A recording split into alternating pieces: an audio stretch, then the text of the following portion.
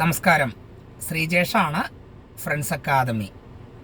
Wireman permit എടുത്തവർ നിങ്ങൾ പ്രത്യേകം ശ്രദ്ധിക്കുക.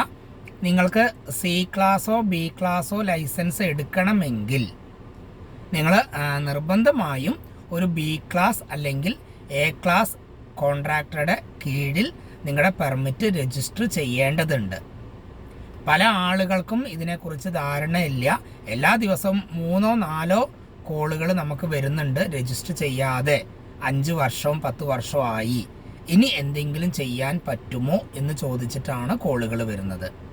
നിങ്ങൾ പ്രത്യേകം ശ്രദ്ധിക്കുക. വയർമാൻ പെർമിറ്റ് എടുത്ത് അത് രജിസ്റ്റർ ചെയ്യാതെ വെച്ചവരോടാണ് നമ്മുടെ ക്ലാസ്സിന് വന്ന് ബി ക്ലാസ് സൂപ്പർവൈസർമാരായ ആളുകൾ എല്ലാ ജില്ലകളിലും ഉണ്ട്.